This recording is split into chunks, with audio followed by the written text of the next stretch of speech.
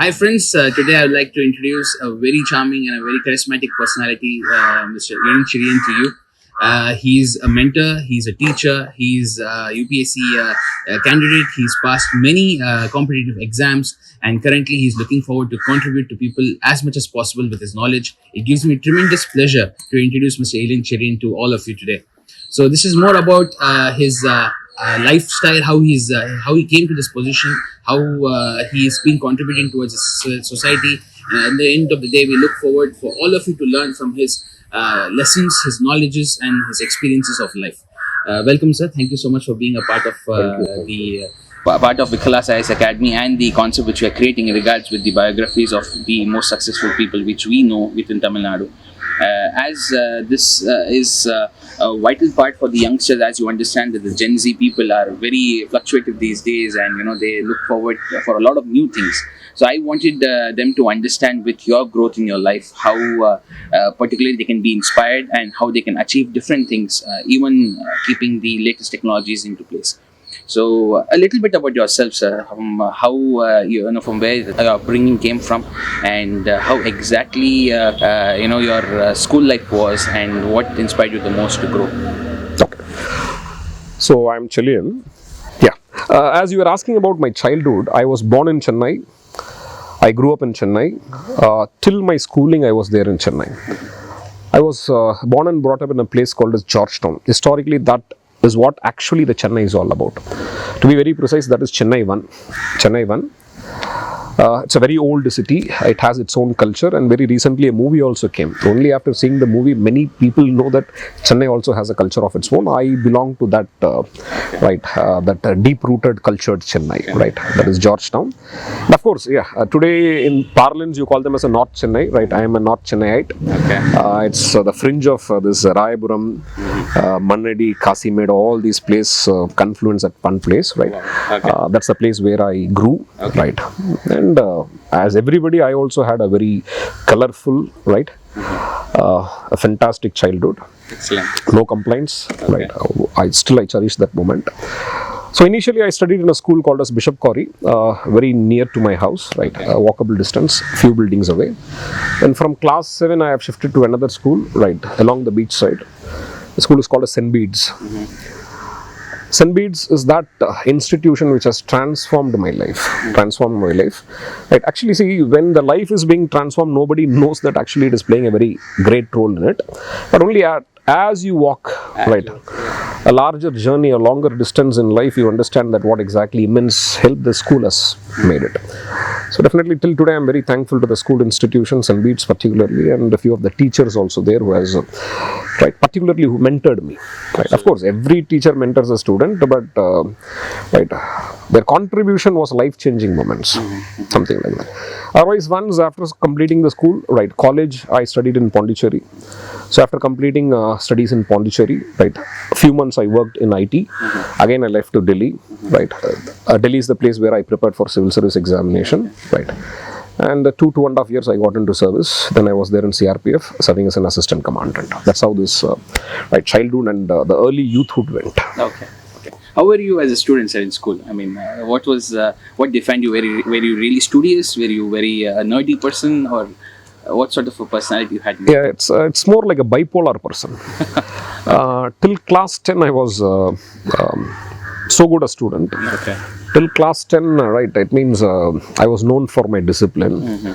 I was an exemplary student. Of course, it is not in studies, okay, all other activities, okay. Right, okay. Because studies is a distant cousin of mine, right. Never I happened to meet him or seen him, something like that, okay. Right. But otherwise, till class 10, I was nearly a perfect student. As I said, apart from studies, as I said. But class 11 and 12, it was completely a roller coaster, right? Okay. That's what I said, it is more of bipolar, right? Exactly opposite, same continent, but opposite side, right? I became so troublesome. I became so mischievous. And quite a number of times I was also issued warning from the school that I'll be suspended. Wow. And of course I was suspended once also from the school. Okay. That's how this class 11 and 12 went. See, it's not only for me, say for example, most of the students, from class 10 to 11, there will be a transition. For few it is good, for few it is bad. For me, I don't call it as a bad, it is more of an experience. Absolutely. Okay. So as you finished school life and you entered into college life, were you clear in your mind that this is what you wanted in college, or you just went with your usual peer pressure that okay, this is what you're supposed to study, this is what you're supposed to do? It's not about peer pressure. It is about, say, for example, right, even I wanted to join visual communication, right? I wanted to join BSc Visual Communication because during the school time itself, I was a writer. During that time itself, I published a book called as Ganam Padam Vanam Padigal, right? I published a book. So I wanted to be more a writer. I wanted to enter, say, for example, this film direction because me along with my one more friend is called as RP Santosh, right? So we used to direct dramas, right? We used to stage many dramas In college? in school, Okay. right? So I wanted to enter more of BSc Visual Communication. Okay. So what happened, that is the time when every friend of mine entered engineering. Then I said that I want to enter BSc, then they thought, why you're entering BSc, everybody is an engineer. Then I thought, okay, if you are an engineer, let me also become an engineer, right? Then just for that sake, I entered this engineering. Okay. So just to tell you, I did not enter engineering as a passion. Of course, see, nobody, right? Hardly 0.5% or 1% today enters engineering with a passion. Passion, absolutely. Right? Because they do not even know what exactly is the scope of an engineer. Understood. Right. Understood. When you enter a college, hardly we know the scope, right? We cannot see what exactly is the destination. We cannot see what exactly is what an engineer can achieve, right? We know only one thing, engineering, that's it, right? See, I decided that I'm not going to be a doctor. That's the reason, right? Though I selected a science group that was without biology, right? It was computer science group. Okay, but we know, right? You know, I was very sure that I am not interested in killing people. Okay. In the sense, I would have been a bad doctor. That's what I'm trying to say. Absolutely. Okay, right. So otherwise, it's very normal, right? Without focus, like most of my friends, right, I also entered engineering. You entered engineering. Right. During your college life, where you focused, I mean, you were able to passionately grow into your engineering field, or you were constantly focusing on other things to see where you can actually fit your passion into? See, I always felt, see, I have chosen this IT, information and technology. But only after getting into engineering, right, I felt that right, my interest was more with mechanical and electronics and communication. Okay. Right. It was more with mechanical. When the very first year the syllabus is common to every stream. Okay. See, earlier you had a choice of selecting your course after entering to the engineering college. So first year you will be entering this engineering. Second year is the one you will be choosing your particular stream. Absolutely. Right? So when you are there in the first year, you do not know which stream you belong to. So that gives you a scope. They give the, say for example, they'll make every subject, say for example, right, you'll be given orientation with every subject. You'll know what exactly each and every subject is all about. Then there is a chance that you will get interest in that and you will be choosing a stream. But unfortunately, that system was, right, it was discontinued. So whatever be the case, I have chosen IT, right, but my heart was more with mechanical engineering. Okay, whatever it is the case, right, I came up with as an IT graduate, and we worked also. There was an instrument, almost organization called as Prodigy Infotech. So I was just working with that as an IT engineer. That's great, sir. What would be your most memorable moment of your college days? I mean, probably it could be one of your most different moments, naughty moments, or it could be most disciplined moments. You can share both. See, college, I don't say, see, I was not naughty in college. Again, see, class 11 and 12, as I said, I was one of the most bad example of all the students what we had. Then when I came out of the school, I have decided one thing, that okay, college is not going to be the same fashion, right? Somewhere, because see, class 11 and 12, almost I have put problems, means I have brought everybody into problems. I have pulled everybody into problems, okay, including my mother. And see, preferably, means, just to say, I lost my father in a very young age. I was approximately 11 years when I lost my father. So it is my mother who took care of me, right? Not only me, along with my sister. She really worked, she worked really hard. And I should have not done it, but still, see, that's the age. That's the age, right? So many problems. I have brought everything together. A few things you cannot even disclose in an interview, right? Such a problems we brought in. Okay, whatever be the case, right? my mother never said anything. She did not even ask me why I did that. Okay, maybe that is the moment. What say, for example, I felt it slightly guilty, right? Then, right. I have to change. I have to change, and the college gave me that platform to change. Again, see, it is not changing. I'm rediscovering myself. It's the maturity which comes Something with the like that. growth of time. Yeah. And not even time, I would say, with experience, with the lessons what you have been right experiencing, what you're seeing in life. That's how the maturity comes in. Okay, right? It's a learning, right? See, always there is a proverb, right? Egyptian proverb. They say, if you're committing a mistake once, second time you will not commit the mistake. But if you're committing the mistake for the second time, 100% third time you will commit the same mistake, because that becomes your habit. So once a mistake, twice a habit. That's what we say. So somewhere, if you're correcting your mistake for the very first time, see, error is human. Absolutely. You can commit mistakes, no denial about it. You should commit mistake. Absolutely. Otherwise, where exactly you can say, for example, you cannot experience things, right? But you have to correct yourself. That is very important. College, I have corrected it. So in that case, the so-called the naughty moments completely goes, means it is not there applicable in college. Right, and when I came out, I was IT president. Right, I was the department president for IT. And which college was this? I studied in Pondicherry. Pondicherry. Right. So you were away from your family for the first time for 4 years in college. Yes. How was the experience of being alone all by yourself? Experience was good because I wanted to be alone, or I just wanted to put myself away from the comfort of family. Okay. I always say, for example, I like traveling to new places, meeting new places. That's why, right, even CRPF, right, somewhere, right, we accepted CRPF and we were able to sail through in CRPF. The transformation from IT and going to Delhi to pursue a civil service examination. And as you said, in school you weren't a very studious student. How difficult was it for you to get into the... See, in schools, actually I was very bad in studies. Very bad in studies. Fact, I remember class 6 standard, when I was in class 6, midterm, second midterm they call them as.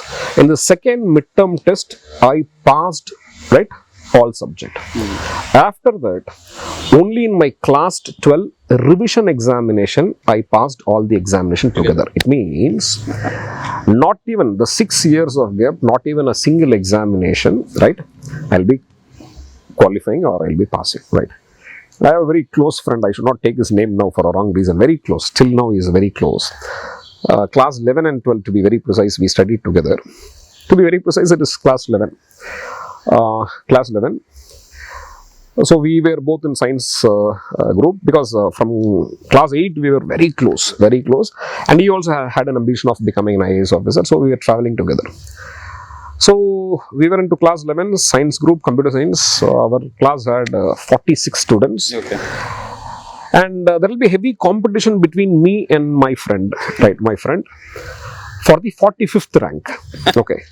So 46th rank already it is, say for example, it will be taken by another candidate because he doesn't even come to the examination. Okay. Because he was sick. It means he was sick that time. So he had a special permission. He don't come to the examination. Obviously, he will be 46. Okay. So who is 44 and 45, there will be a competition. Okay. That is what my, say for example, this academic performance, right, in class 11 and 12. Sometimes I'll get 44, sometimes he'll get 45. Okay. That's where we stand in academics, right. That's so, and maybe sometimes few examples can go wrong. Otherwise, right, we were not so great. Instead of not calling it as not so great, we are very bad. We are very bad in studies. Okay.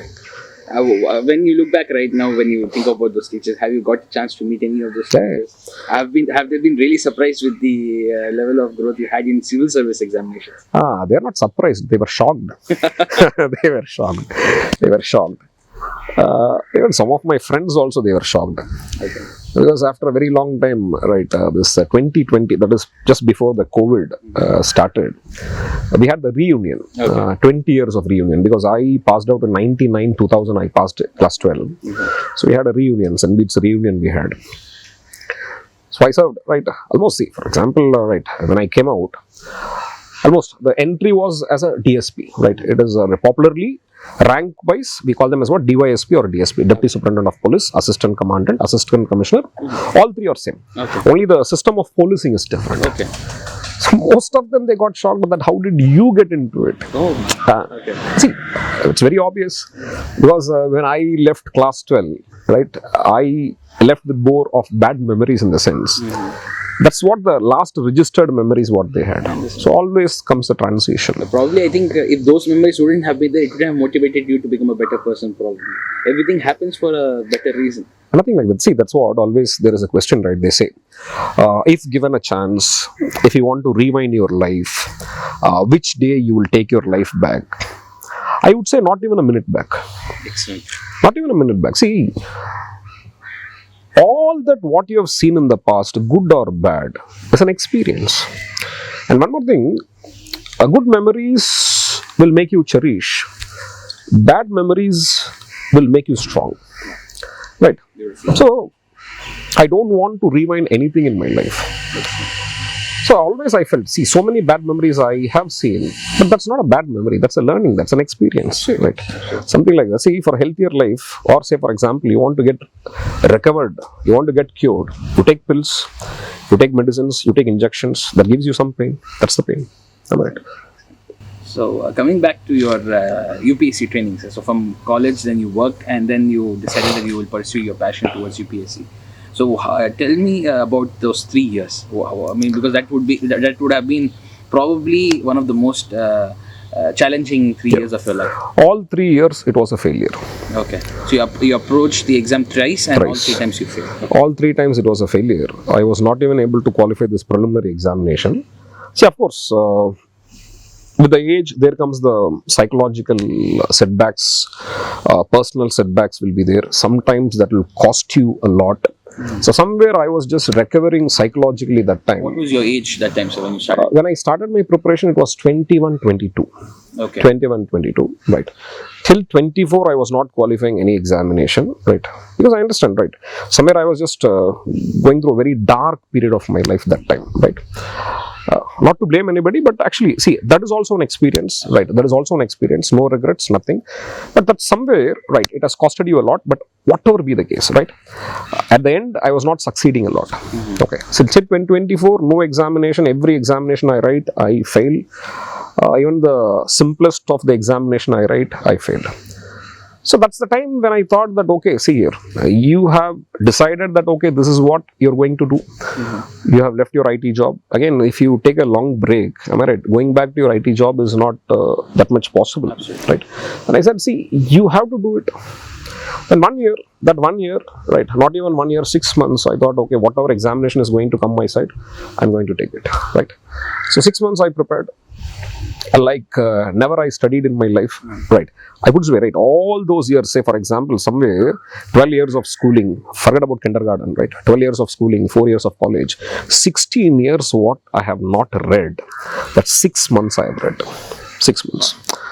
See, that is the time I discovered that we can do it.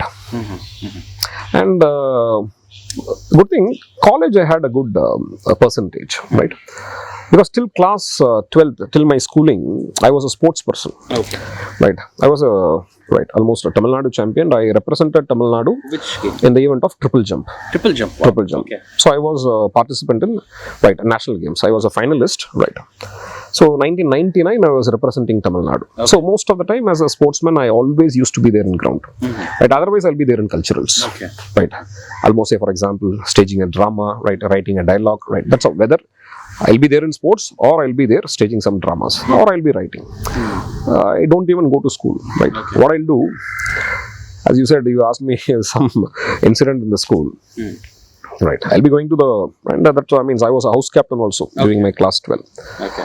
So after this heavy practice, I came back to, we have a special permission, sports persons, we have a special permission.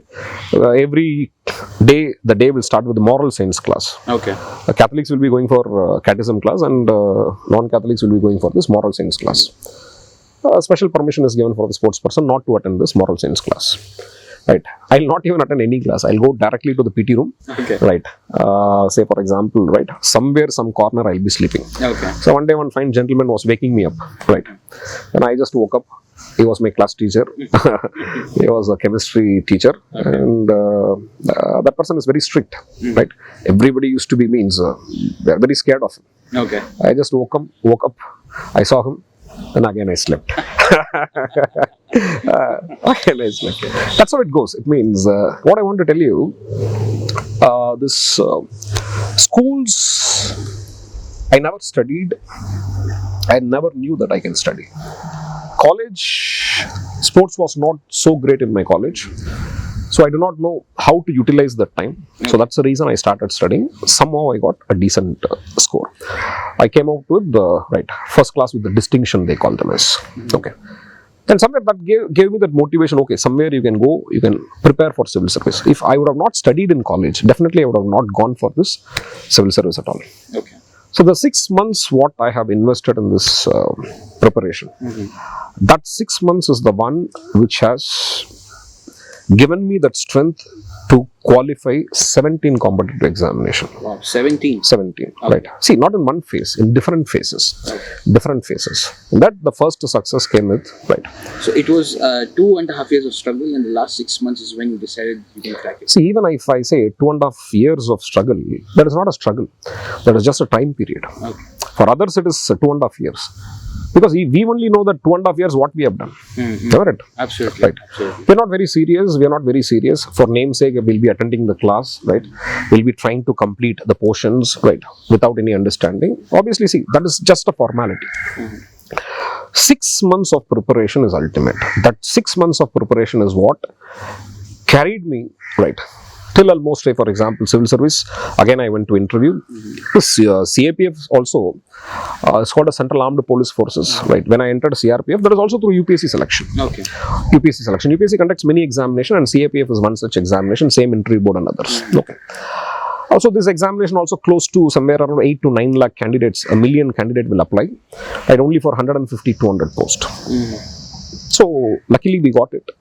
We got it. So I just want to tell you that 6 months is the time where everything came into place. That 6 months, a little bit about that in the sense, was it, what do you say, more self-motivated, or was it more because you felt that you cracked the code, or you felt that you're getting it? Because No. the feeling of confidence comes only when you feel that you. It is eventual. It is only after putting the 6 months of hard work I was able to crack that code. See, always I say, any competitive examination, always we say hard work is not needed, smart work is needed. When I say, if you ask me what is smart work, everybody say, okay, smart work is needed. But what is that smart work? Cracking the code is smart work. What is cracking the code? Very simple, right? If you can anticipate what examiner will ask in the examination, that is cracking the code. Right? Then how do you do so? Very simple. Try to understand the syllabus component. Right, see, knowingly or unknowingly, from my college days, this is what I'm doing it. Right. I will never say, for example, come to the class during the school time, even college time, when I was president of the last, the year, IT president, and I was also conducting one symposium that time. Again, I never go to class that time. But when it comes to examination, I used to do one thing. Okay. I'll be seeing what is the syllabus. I'll be seeing what exactly is the suggested study material for the same. I'll be analyzing the past year's question. The same thing I also implemented in UPSC. Right. Okay. I understood what exactly is the syllabus. Then I have just seen the past year's question. Then I just analyzed whether the past year's question has anything relevant to the syllabus. Then only I understood that whatever they ask as a question always comes from the syllabus. Okay. It is your understanding about the syllabus makes you complete in preparation. The syllabus is so holistic that if you cover the syllabus, you are indirectly preparing for more than 100 competitive examinations in this country. Wow, 100. 100, more than 100. Okay. I'm not even limiting it, because one of my colleague and friend, he says not even 100, he says 500. 500 service, not an examination, he says 500 service is there. Okay, let me take it as 100. More than 100, I'm confident. Right. Commonality is there. So once you master this commonality, you become eligible to qualify any examination. See, India, degree gives just an eligibility. right? You cannot get a job just with your degree. You have to build your capacity. You have to build your capability. Am I right? So for that, say for example, that's what even competitive examination, I say it is checking your capacity and capability. If that is the case, I have decoded what I have seen in India competitive examination, including the campus interview. In my, say for example, terms, in my perception, campus interview is also a competitive examination. Okay. See, all the examination, all the test which is conducted for recruiting a job, you can categorize into 3 categories. One, examination which is based on general aptitude. Okay. General aptitude. Your basic mathematics, general mental ability, logical reasoning, analytical ability, comprehension skills, all this, you call them as what? General aptitude. Number 2, it is called as general studies, like what the syllabus you have for UPSC and others. The third is subject aptitude, subject specialization. For example, if you want to enter this medical service, Indian engineering service, statistical service, am I right? They need subject specialization. Am I right? Only 3 types of examination is there. See, subject specialization depends on the graduation what I have studied. You have to master your graduation. That's, you just keep it aside. We talk about the rest of it. General aptitude and general studies, these are the pattern that dominates any competitive examination, including your campus examination or campus interview. So once you master it up, right, fetching a job becomes very easy. So you have to decode it. Decode what is needed. Of course, see, you have to develop your capacity and capability. Always they say there is a trait theory. See, when I say trait theory, they say that it means qualities are inborn. No. See, I do agree, genetic factors plays a role, not denial, I'm not denying about it, but genetic factors can always be superimposed by environmental factors. Okay. Right? Always you can learn things. You can learn things. Even if you have missed that critical period, never mind, you can always learn things. So, as we are talking about decoding the code, let's, if you could give us a little bit more elaborate perspective of your 6 months, how you segmented it into those 3 levels of examinations when it comes to UPSC. See, though we say there's 3 stages of examination you call them as what? Preliminary, mains and interview. Yes. You cannot have a separate preparation for interview. Interview is a consolidated preparation. Okay. See, interview is all about your personality test. You cannot, say for example, mock the board with your personality. You cannot, say for example, right, morph it. Right. So, your personality gets evolved over a period of time. And one more thing, see, you collect the data, you process this as an information, you develop ideas, you develop your thought process, you become so analytical, you start, say for example, analyzing the different situations that happens in the society, you start understanding the society, right? This is how your personality also gets developed. So I always believe that for your personality to get developed, it should start with, right, data collection. Okay. Data collection, in our terms, we call them as what? News collections, newspaper. Once you have a habit of reading newspapers, right, slowly, steadily, that habit will evolve in such a way that over a period of time, your personality will get developed. So personality, there is no need of, say for example, I would put it this way, right, you cannot train the personality in a stipulated time. We should evolve it. We should evolve it. That's the reason. See, for example, we are also having a personality development program that is running in different colleges. We have our own company, Soft Skill Development. We know the fact that for example, just before the interview, you cannot, say for example, develop one skills. Yeah. That is a habit. You have to develop a habit. It should be in a long run, at least for a year it needs. So, I know that it means interview will not happen in one day. And I have seen many people who directly come to civil service examination preparation. They start with personality test, right? They'll always say, okay, UPSC will be asking this question, that question in the interview. But forgetting that prelims and mains, you have to qualify to face this personality test. So, interview, a separate preparation is not needed, according to me, right? Of course, you have to train yourself. It's you have habitual process. Yes, you have to evolve. That is eventual. That is eventual. And I feel that the civil service preparation itself gives you a byproduct called as personality development. Okay. Right. No need to develop your personality separately. That is a byproduct. So just to tell you that I was not preparing for interview. It was very eventual. Right. You have to prepare for prelims and mains. And again, here I should understand prelims and mains. So though I have 2 examinations, The syllabus component is somewhere around 60 to 70% it is same. Okay. So while studying, I cannot separate prelims and mains. For example, if I study geography, history, or Indian polity along with economy, I cannot differentiate between prelims and mains. Okay. Content is same, only the orientation is different. So where I'll be differentiating is that practice component. Okay. For example, if I want to prepare more for prelims, then I'll be solving more number of multiple choice questions. I'll be, something, what you call them as choose the correct answers. That orientation will be changing only when it comes to test practices. When I want to prepare for mains examination, I'll go analytical in nature. I'll be going for what? Answer writing practices. So one is objective, another is subjective. One is multiple choice questions, another is descriptive in nature. Content is same, but orientation is going to different. So 6 months, what I was doing, I was making my foundation very strong. See, any preparation, that too, examinations like IAS examination. See, popularly, the community, larger section of the people know this as IAS examination. But this examination is called a civil service examination. Not only IAS, somewhere, year to year, the number of service will change. Every year, somewhere around 22 to 26 service, people will be entering through the same examination. Depending upon the rank and depending upon the options what I give, I'll be given the service. Because before 2005, the service what I have entered, it was also part of the same civil service examination. Okay. Same civil service examination. You give the choice.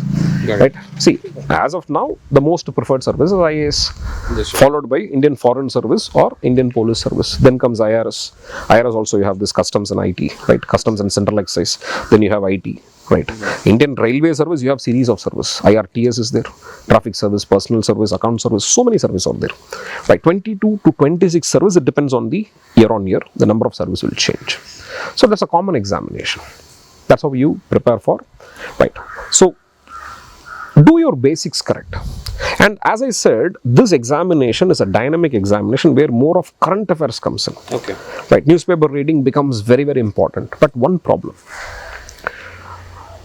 Current affairs updation is very, very important. I'm not denying the fact. But there is a myth and misconception that is actually which is very prevalent among the students community. They focus more on current affairs at the cost of the conventional area or the foundational area. What is this conventional and foundational? Those areas which is foundational for your preparation. Those areas which will not change over a period of time. Those areas, the information and concepts which is static for a longer period, you call them as what? Current affairs. See, if you want to build a beautiful building, you need a good foundation. You need a good structure. Am I right? That is what I call them as what? This basic subjects or foundational subject. For example, geography. You invest one time in geography, at least for 10 years it is not going to change. And when I say 10 years, only when the census comes, that human geographic part will change. Physical geography is not going to change. Himalayas is going to be there in the same place. Am I right? History is not going to change. Okay.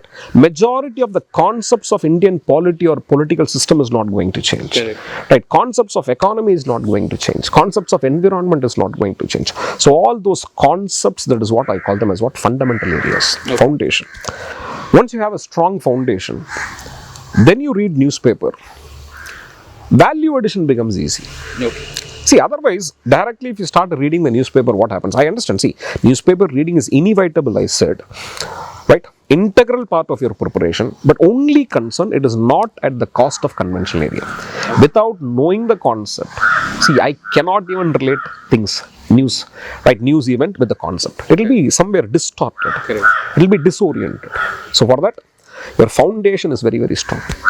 What is very interesting, when I say foundation, what is this foundation if you ask me? Simple.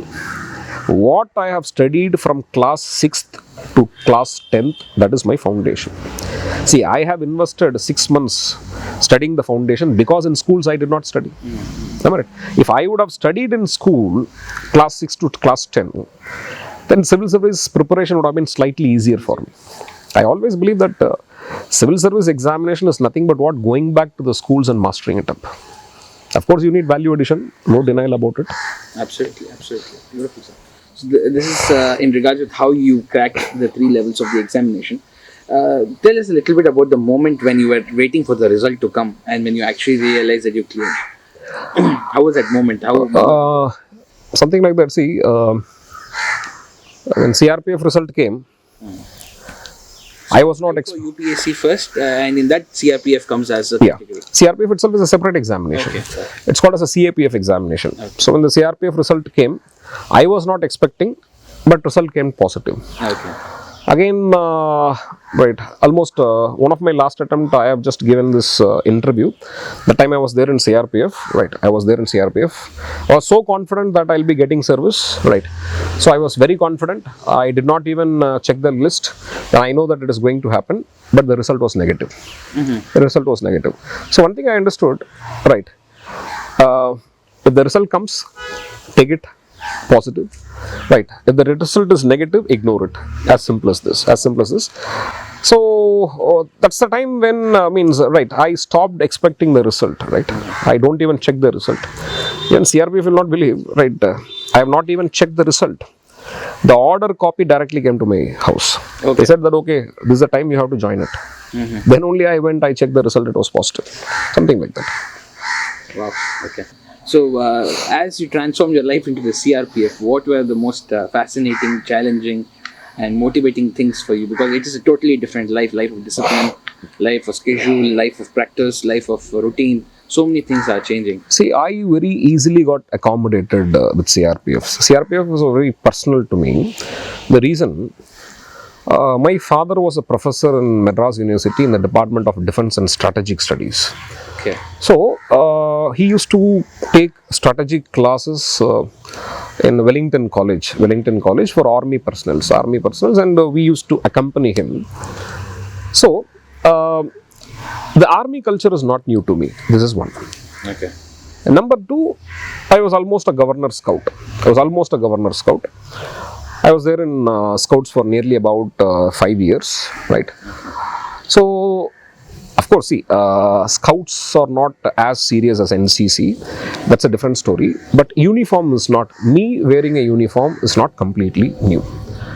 Then I was an athlete. CRPF needs a lot of this physical training, right? Again, I accommodated very easily. The culture was known to me. Uniform is not new to me, and I was an athlete. Very easily I got accommodated. So all came as a combination. So CRPF, right, I took it very naturally, and of course, very easily I got accommodated. How many years in CRPF? Sir? See, the number of active duties, because I was preparing for civil service examination, it is less than 3 years. 3 years. Active duties. I'm just talking about the active duty. Technically, it's a long period, but when I talk about the active duty, what I have performed, it is less than 3 years. And there in CRPF, I was more focusing on civil service examination. See, that's the time I felt that even I have not done that much justice to CRPF, which I should have been doing the same to that. After CRPF, what was the most fascinating thing which came to you as you were preparing for your civil service examinations? See, after coming out of the CRPF, again I wrote competitive examination, and that time any examination I write, I cleared. Wow. What are the top 5 or 6 examinations which you would say among those 17? See, even this SBI. Okay. Right, I was working with SBI Subsidiary. It is called as a Deccan Gramin Bank as IT manager there. Right, I have joined. Even Indian Bank as a PO also I got it. As a specialist officer also I got it. But SBI Subsidiary I worked. Deccan Gramin Bank, I worked in Hyderabad. Right. Again, the problem is that again I got posted in Hyderabad. Again, that particular purpose was not being answered. That's the reason again I left. But even I got the group examination of Tamil Nadu. Right, I was posted in this milk audit. I was doing the audit for this Avin. Right, Avin. These are all the temporary post what we had. Then I thought, see, after serving in CRPF, one thing I understood, you cannot serve in any other organization, right? Because the culture, what you have developed is something different. I do not want to get that deteriorated, or somewhere the potential has to be utilized. So then I thought that remaining outside the government service is always better. The scope or the horizon is always bigger. Understood. So having gone through this journey, what is that you feel like is lacking today in the youngsters, based on your experience in your youth and how you came across your probably you could say the early 30s or the late 20s. What do you think the youth is lacking right now? What they should develop? No, actually, I don't see anything that they're lagging. Okay.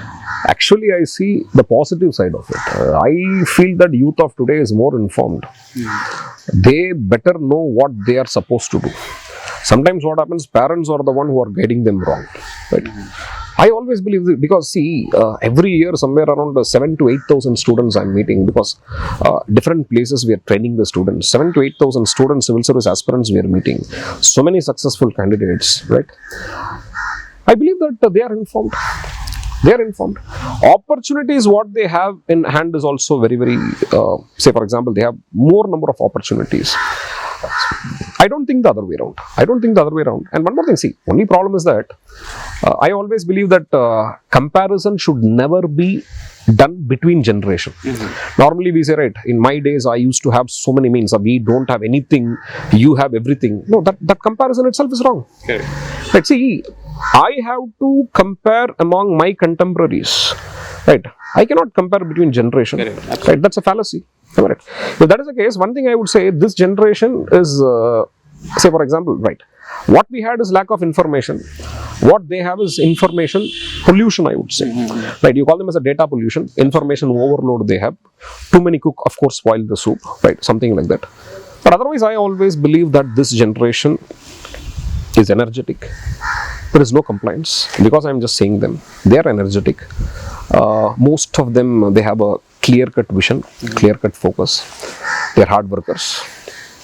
So I don't see the negative side. I am seeing on the positive side. Absolutely. So that's great to know, sir. The way you're looking at things, because there are a lot of people who keep telling that this new Gen Z people are not focused. They're really fluctuative and have short span of interest in things. No. When I was a person who was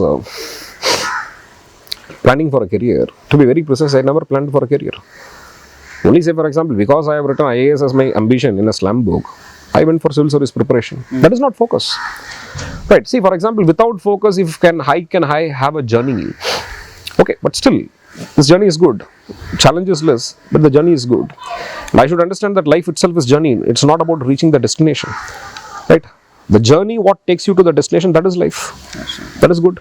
If we can almost succeed without having a focus, clear-cut ambition, right, obviously everybody will have. See, compliance. Normally we are known for, am I right? Our hobby is criticism, hobby is complaining others. Otherwise, as I reiterated, I don't see any flaw in them, right? And one more thing, perfectionism is a stupidity. Absolutely. Right. A stupidity, that's what I believe. Right. Okay. No one can be perfect. Yeah. Absolutely. Why should you be? Why? For what reason you have to be perfect? That is the question. Right. So as you've gone through so many different, positions, so many different examinations, and after CRPF, it was a different journey in Hyderabad and many other places. How did you come into teaching? I mean, it's a totally different. See, teaching is very accidental. When I was in CRPF, when I was teaching in one institute, it's very accidental, right? We'll be having the 60 days of leave. So that time I just came to Delhi for preparing. So one of my friend was a teacher, right? He's a good friend of mine also. He was running an institute. So that time, that was an admission time, and I was just there with him, right, just helping him out. He's a good trainer. He was known for a current affairs module, particularly in Delhi. He was having an institute in Delhi. So we were running a program, right, that time, right. I just came out on the sense that holiday, I was just utilizing this holiday, right. Any holiday or leave when we used to have it in CRPF, I used to come to Delhi for preparation, because I have to prepare for civil service, and Delhi is the hub. I used to come to Rajendra Nagar, right. There are two hubs actually. So one of the hub is Mukherjee Nagar, another is Rajendra Nagar. I was put up in Rajendra Nagar. So I was helping him out, and at one time what happened, one gentleman who promised that he'll come and take the class, looking at the number of admission of students, last minute he refused. So he denied it. Last minute he denied. He denied that, okay, I'm not going to come. There is an embarrassing situation. We have to answer the student that that gentleman is not coming. Okay. Then immediately I took a decision, right? I don't want to tell the students that he is not coming. Then I told them that all of a sudden he felt sick. Today we are cancelling the class, so tomorrow we'll have the staff for the subject. Then students for that day they accepted. Tomorrow, the next day, we are supposed to search a person who can handle that subject. That subject was statistics. That time statistics was there, right? Only after 2013, I think, statistics was taken away from, 2012 to be very precise, right? It was happening in 2010. Then we were searching, who takes statistics, and nobody accepted. Then tomorrow morning you have to take a class and you don't have any staff. Then I decided, why don't I myself teach. Then that night I was preparing. And that next day morning I was teaching class. And surprisingly it was a success. Then they accepted my class. And somebody said the class was very good. That was the very first time I was taking a class. Then I thought that, okay, let me complete that statistics. Then I have completed it. Then I have completed it. Then that holiday went. That's how this class started. Then the next time, the next holiday when I came, that time I have written this economy material for Byju's. That's the time when Byju's came to civil service preparation. So myself and one of my friend is there in state police service. So he's assistant commissioner. His name is Raghavendra Ravi. So we together we have written this economy book for them. That's quite popular among that other books, And that too, I have written economy book for them because I do not know economy, because that gives me a chance to read economy, something like that. And of course, see, I was doing the greatest justice what I can do it, because I was writing the book how exactly layman's term, layman's term, more than layman's term, how exactly, what is the need of an aspirant, what exactly an aspirant will be looking for in this book. Correct, because you were an aspirant. Yeah, because I was an aspirant, because I was, we know the concepts, we have to bring the concepts, then I have to add the current affairs information, then I have to relate it with the questions that is asked in the past. I was integrating all this component. So that book was quite popular, Of course, that is within the circulation, within the circulation, closed circulation, So again, I was into this content preparation. Then again, one more time, another time I went again, Byju's employed me for statistics. So that time, see, for example, you cannot, while you were working, you cannot take money as such. But without taking money, I was just teaching this statistics again. That time Byju's was not grown, It was a very small institute. Just that time they came into civil service preparation, civil service coaching. Before that, they were into this CAT training. Absolutely. CAT training. Okay. Then all the classes, everything gone, Then, say for example, once again we came to Bangalore, for a brief period, I was there in Bangalore for a brief period. So that time there was an NGO called as Cross, and it was almost managed. That time it was an NGO. So that was managed by one of my good friend called as Chris. So he asked me whether I can teach a subject there. Then I told, okay, I have written a book on economy for Byju's. If that is the case, only that part what I have written, I'll teach. So then I taught there, again for a brief period. Then again that was a success. Success in the sense, see, what is success? If students can understand what I deliver, if students can reproduce that in the examination, if students can clear that, almost any examination with my content, that is success. Absolutely. Sometimes what happens, class will be extraordinary, but students do not understand anything. Absolutely. Operation is success, but patient is dead, something like that. Yeah. But otherwise, okay. This was yielding result. Then he's the one, Chris, suggested that, see, economy you're teaching, but your subject is geography. Why don't you teach geography? Then I said, okay, we'll give it a try. Because my option was geography. My civil service examination option was geography. So I tried geography. Geography was a huge success. Then again back to CRPF. Again coming back, this is how it goes. After that, somewhere in 2015, when I completely came out of CRPF, accidentally I went and met Mr. Israel Jabasing. One of the leading IAS coach. Yeah. And now he's a very close friend, and he's like more like a brother to me now. Okay. So I went just to take guidance, because that time I had one more attempt. I want to take guidance from him, because I told, that time I went to interview, but interview did not go good. Earlier interviews were so good. but my written marks are not so great. Because I used to write the examination being there in service. Understood. Right. So that time I resigned from service, my interview mark was not so great. So that's the reason I approached, and he's a master of interview. Right. Then he was talking to me, then thing is that I went for guidance from him. And after talking to me, he asked me, since you're a teacher, can you teach in my institute? And I told, okay, sir, I'm not interested in teaching. I was not interested. In the sense, I was never wanted to become a teacher because my family is full of teachers. Yes. Never I was interested in teaching.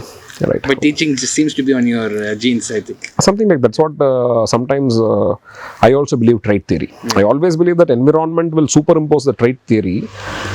But only later stage I understood that my caste itself is teaching. Right. Profession is your caste. If that is the caste is teaching. Because everybody is a teacher. My grandmother is a teacher. My father was a teacher. Only thing is that he's a professor. He was a professor. My mother was a professor. So that's what naturally it comes. It came. So I have taken a class that went good. So from there the teaching journey started, and still now it has not stopped. And now you're more passionate into teaching students, and you feel that it's what inspires you into teaching? What is the burning fire there? No, slowly, steadily I am losing that passion. Because see, normally there is a theory in public administration. They say, some things you enjoy it, right? Enjoying it, right? You should not become stressed out of it. Okay. You should enjoy it. You should enjoy it. Sometimes now the teaching is becoming more like a stress because in a year I teach more than 1,400 to 1,500 hours. 1,500 hours of teaching I do. It is becoming more exhausting. Only thing is that I just wanted to reduce it. See, sometimes what happens, earlier it was not commercialized. Now the teaching is more commercialized. And no teacher want to be a commercial teacher. Something it is intrinsic, right? You call them as an intrinsic motivation.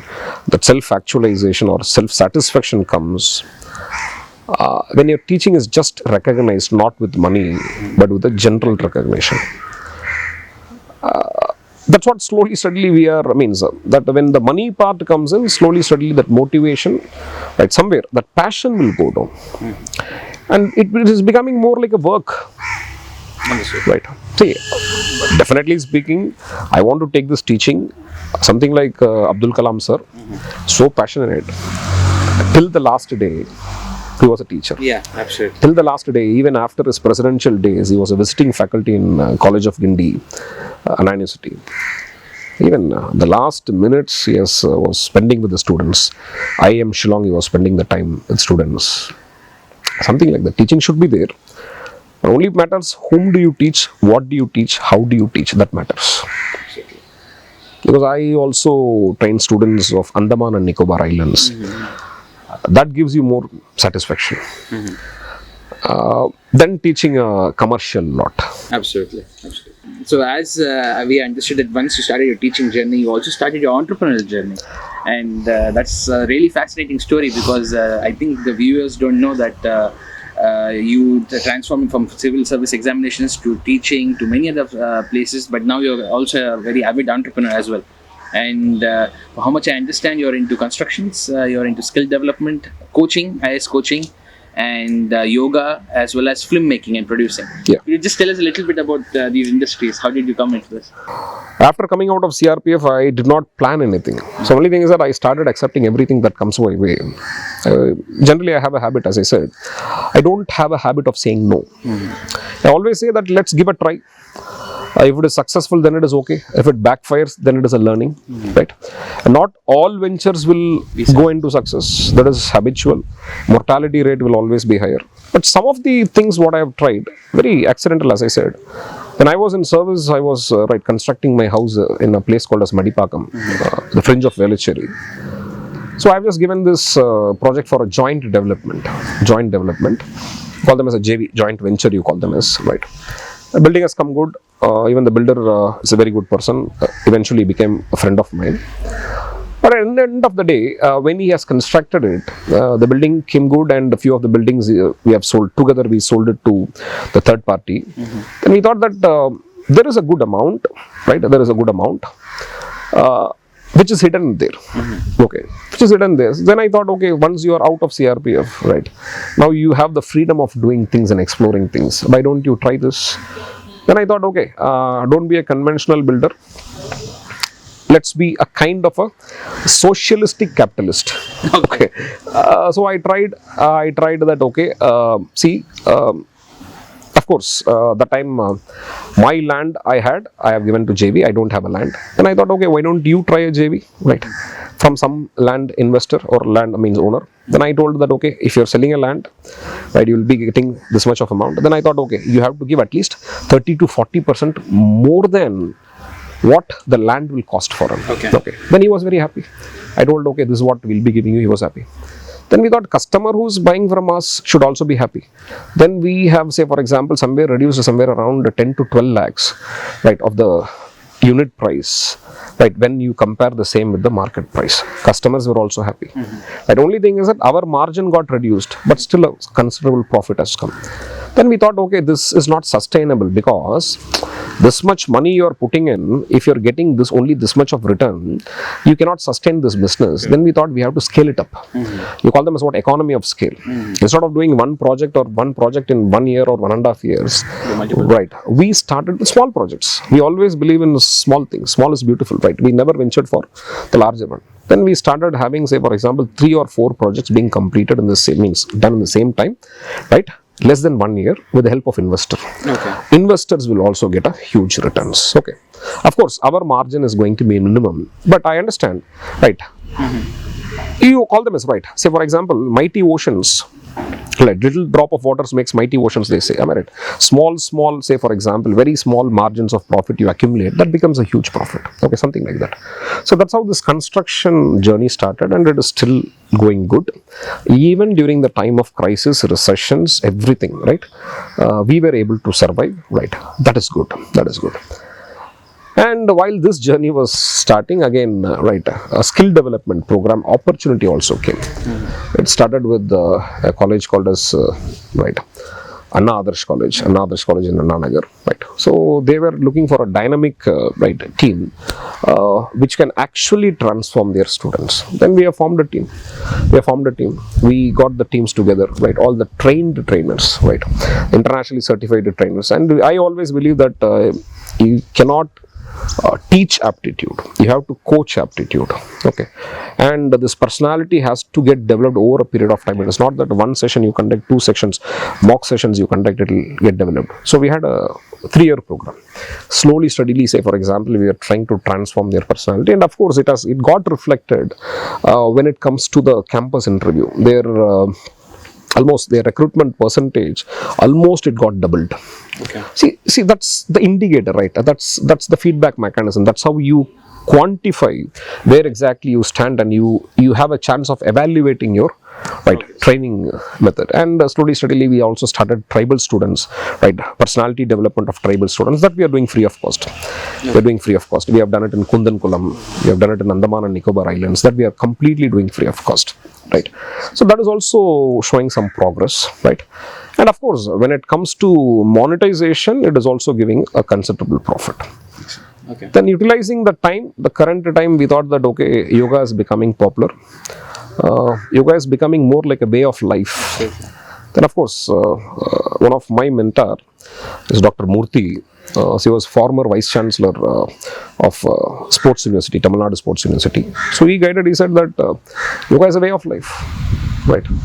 And we thought yoga is going to be part of everybody's life in near future. Then accordingly, we started this Identity Academy of Yoga Science. Right. So we are also being almost certified by Ayush. So we are also certified to, right, conduct training programs and issue our own certificates. Okay. So that is a new venture. See, that is not more profitable, but not even for passion. It is for a larger good. Yeah. Larger good. Certainly, see, yoga is not my passion, because I myself is a new entrant of yoga. I am an amateur when it comes to yoga, so it cannot be my passion. Okay. See, once I start knowing yoga, who knows, later it can become my passion. Right. Absolutely. That's how each and every venture has started. And when it comes to film production, it is very accidental. He was my classmate. We studied together. We met when the reunion time we met. Then we were discussing, and then one day he asked me, right, I'm searching for a producer, I'm not able to get it. Then I told, what is the budget? We'll do. Right. If it is a success, we'll enjoy it together. If it is a failure, we'll learn it together. So that's what it is happening. So whether it is a learning or success, we have to sit and see. Amongst so many things of being teaching, so many different ventures that you're doing, and being on the advisory boards of a lot of organizations, as well as a lot of social causes, how are you managing time? Because time is the most vital factor here. So a little bit about time management for the youngsters would be ideal. See, till today, even I am wondering that how I am managing time. Because one thing I said right now, there is only one thing which is common to everything, right? Beat you, beat me, beat my pet, beat a bird that flies, whatever it is, 24 hours, right? See, sometimes I always feel sometimes multitasking will have its own right implications. The quality of the work will get hampered. Yes, it is there. But I always believe in delegation. There is a limitation, right? Always you have to get things done instead of you doing things, right? So when it comes to time management, right, of course time is a crunch, and all 7 days I work. My day starts 5 a.m. in the morning, and it almost comes to an end somewhere around 12 p.m. in the night. To be very precise, it's almost 12 a.m. You call them as midnight, you call them as 12 a.m. Right, somewhere 11:30 it comes to an end. Okay. Slightly there is a sleep deprivation, but it has to be improved because always it will be having a cost on your health. Very recently also I had the same, right? So that's not going to work in a longer run, but somewhere minimum 6 hours of sleep is needed, right? But nowadays I'm just learning that I just go for more delegation, right? Delegation with the responsibilities. That's the only way where you can manage time. And see, it is not only me, right? There are so many, say for example, right? Right. So for example, you call them as a business house. They have more of a conglomerate. They have more number of business, n number of business they have, still they manage it because they always evolve a system. Once you develop a system, that will run off its own. Because me being a first generation entrepreneur, right, that evolution of system slightly, there is a challenge. It's a challenge. I don't even call it as a problem. There is a challenge. Once we overcome this challenge, system should run. So any business, you should develop a system with checks and balance and with a feedback mechanism. So then the system will work. Excellent. What, if you had to summarize probably in simple words, what would you say success is? How would you just define success based on your experience, not on the definition? See, again, I would say success itself is a myth. See, you would have heard about Bhutan. Yeah. Bhutan is a country, they don't have the concept of GDP. They have a concept of GNP. It is called as, not even GNP, sorry, it is called as a gross national happiness. It is called as GNH. Gross national happiness. See, for us, why exactly they are taking into GDP, I'll tell you. GDP is gross, right, domestic product or gross domestic production, whatever it is, right? Whatever you produce within the country, you call them as what? GDP. So GDP is more like the money what you generate. They say, right, for example, right, GDP gives you this per capita income. They say with money, you can buy goods and service. By buying goods and service, you can become happy, they say. But Bhutan says, if I can be happy directly without money, what is the need for money? Okay, so here I would like to take this word success. What is success? Even I do not know. Till today, what is success? I do not know. There are plenty of successful candidates. Comes the question, are you happy? That's what they say. They're not happy. And that was the news what I read in the morning also. They have everything, but are you happy? They're not happy. That is the case. If you want me to interpret what is success, I would say, right, end of the day, you and the people around you being happy, that is success. That may come with money, that may not come with money, but one thing is for sure. If the basic money is not there, if your basic requirements are not fulfilled, you cannot go to the next stage. You call them as a basic needs. If basic needs are not fulfilled, you cannot go to the next stage. That's what Maslow's need hierarchy theory talks about. Okay, money is needed. Without money, you cannot do anything. But what quantity of money, what quantum of money, that is a question mark. If this money can fulfill your basic needs, there ends, right? Whatever comes beyond it, when it comes in the matter of money, I would say it is more like greediness. That's it. Okay. Absolutely. Right. Basic needs, you need money. Right. When I say basic needs, your physical needs and social needs has to be taken care of. For that, you should have a money.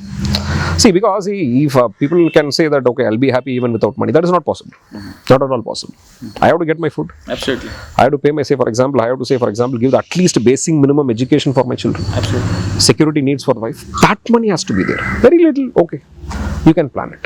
Otherwise, it becomes extravagance. That's it. So be happy. That is success. Beautifully said, sir.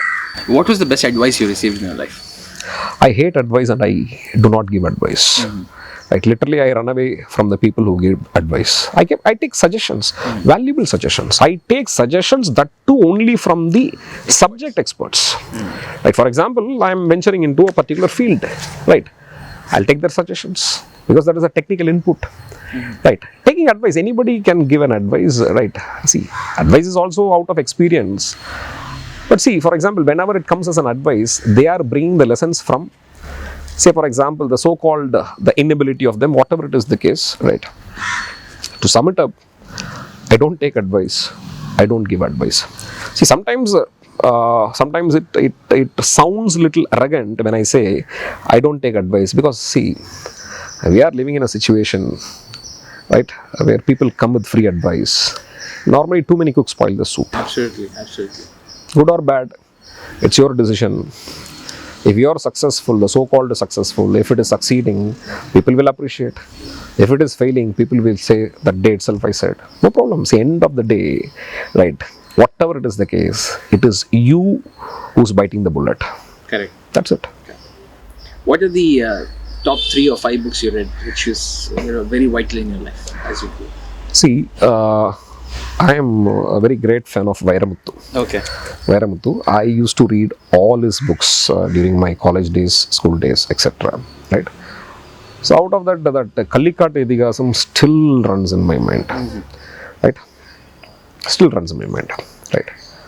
Otherwise, there are a few other books written by him. Tamilukkum Niramundu, Inda Pukkal Virpanaikalla. These are some of my favorite books, and these are the one which has inspired me. Am I right? Kallikat Idihasam, the name itself says it is more like an Idihasam. Am I right? That was so close to my heart. But otherwise, when it comes to the English books, I am not a very good reader of English books, right? But otherwise, right, Alchemist was one book what I read, right? At least it took 2 revisions or 3 revisions for me to understand what exactly is saying. Okay. Otherwise, on the other hand, I enjoy Chetan Bhagat's book, right? That's good. Right. That's So, 2 States. That time, 2 States was very popular. I never read the recent books, right? Even lockdown time, I tried reading more books. Then I thought reading books needs more of a time. Absolutely. Then I went, what is shortcut? Movies. I enjoy movies. Your favorite movies? Plenty. But again, to order it, my all-time favorite is Unbasivam. Oh, okay. Unbasivam. See, it's not Kamala Hassan's movie. That is Unbasivam. Okay. It is Unbasivam. Concept. Of course, it is Kamala Hassan's movie. He has done it beautifully, but the concept. Love is God. Absolutely. Unbasivam. Advaita. Something like that. That's an all-time favorite. Otherwise, right, occasionally you will like many such movies. Right. There was one movie called as Life is Beautiful. So beautiful a movie. Pursuit of Happiness. Always close to my heart. Right. Pursuit of Happiness, still I cherish each and every dialogue that happens between the father and son still runs in my mind. Right. As we're winding up with your biography, and we had learned so many things about your journey and how you grew, who would you like to, at least acknowledge or appreciate towards this growth in your life? Everybody. Whoever has come across, or whoever I have met them in my life, I would see. Only thing is that, first and foremost, let me clarify. Never I thought that I have succeeded. See, it's a growth process. It's a learning process. We are growing. Whether this growth is sustained growth, where exactly it goes, we do not know. But okay, as I said, we are happy. It means we are successful. That's what the quantifying term I am taking it as. Right. See, for this journey, everybody contributed. Teachers contributed. Of course, when they were almost, say, for example, teaching, we did not get inspired. See, for example, there was one my Tamil teacher, Dr. Anbalagan. So the way he teaches the class, he takes the class, that is what inspired me to write poetry, poems. Okay. Of course, when we started, it came as, I started, it came as an amateur poems. But there was one teacher called as Tarshius, Mr. Tarshius. I used to write the poems and I used to take it and I used to read this poem, right? I'll be reading it to him, right? And he'll be listening to me and he'll appreciate. Now also I take this poem and I see that is so rubbish a poem. But he is the person who appreciated all this nonsense and rubbish. Later, that sense of appreciation has motivated me to write some good quality poems also, right? So somewhere that's what the role of teacher is. And of course, I had a very fatherly figure. His name is Samuel. Samuel sir. Entire school is so scared of him, but I am his pet. Because always he's a physical education teacher. And of course, any school you go, physical education teacher will be the one who will be insisting this discipline, because you cannot, from others, you cannot expect the same to come. Right? And he was something like a fatherly figure to me. Fatherly figure. It means a father, because he was literally a father to me. Because as I said earlier in the interview, I lost my father at a very early age. Somewhere my adolescent stage, the so-called teenage, somebody of that stature was needed, and he was the one who supported me all throughout. Teacher played a very important role. See, how far career-wise it has helped, I do not know. But emotionally, that was a great support what they have rendered. And of course, see, friends were there. And every person, say for example, if you want, almost say for example, if you ask me who's that one person who has tolerated every nonsense, it's my mother. And now it is my wife. Thank you so much, sir, for your valuable time and for your valuable advice. And we look forward for our youngsters to learn from your growth and learn from your experiences and feel more inspired to do better towards this. Thank you. Thanks a lot. And again, just a correction. Normally, I don't advise. So when you said thanks for advice, I want to correct it. Thank you. Thank you so much. Thank you for your experiences and wisdom which you have learned in life. Thank you. Thanks a lot. It's my pleasure also. Thank you so much. Thank you.